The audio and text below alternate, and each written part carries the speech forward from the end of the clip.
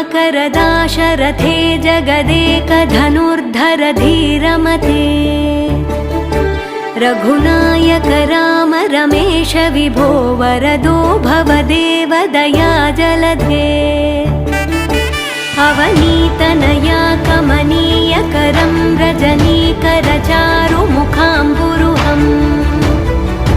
रजनीचर राजतमो मिहिरं महनीयमहं रघुराममये